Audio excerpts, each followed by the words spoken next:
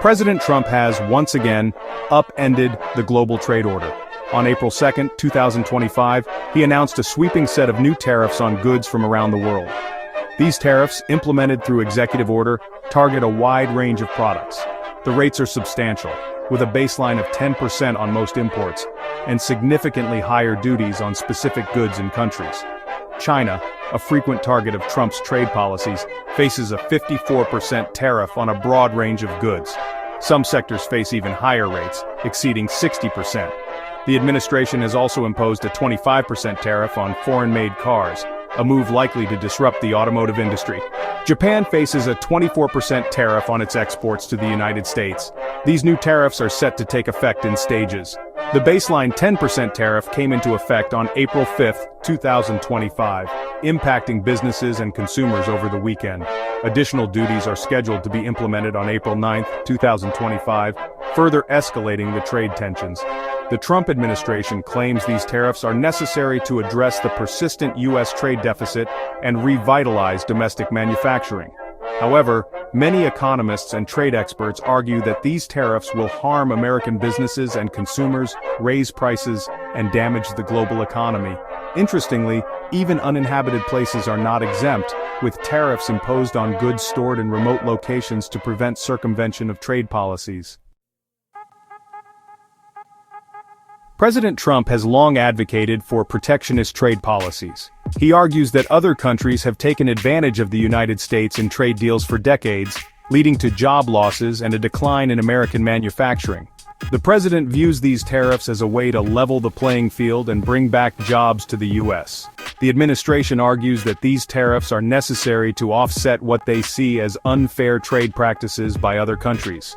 They point to currency manipulation, state subsidies, and intellectual property theft as examples of these practices.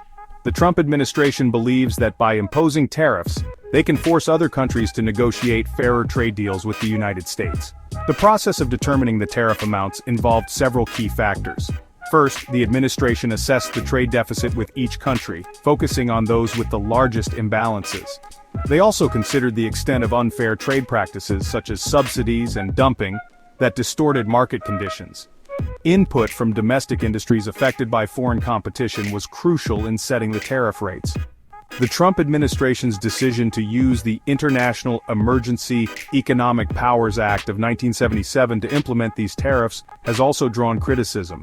This act, typically reserved for national emergencies, gives the president broad authority to impose economic sanctions. Critics argue that using this act to implement tariffs sets a dangerous precedent and undermines the rule of law. The announcement of these new tariffs sent shockwaves through the global economy. Stock markets around the world tumbled as investors reacted to the news.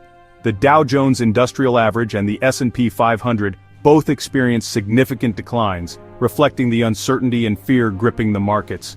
The impact was particularly pronounced in countries directly targeted by the tariffs.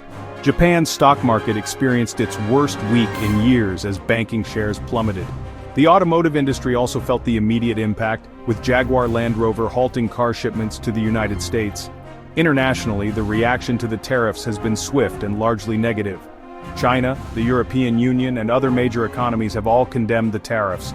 They argue that the tariffs violate international trade rules and will harm the global economy. There is growing concern that these tariffs could spark a global trade war, with countries retaliating against each other with further tariffs and protectionist measures. The tariffs have also sparked protests, both within the United States and abroad.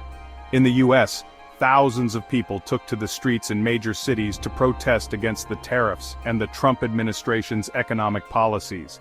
These protests have been notable for their diverse demographics, with participants ranging from young activists to middle-aged and elderly individuals concerned about the impact of the tariffs on their livelihoods. The long-term effects of these tariffs remain uncertain.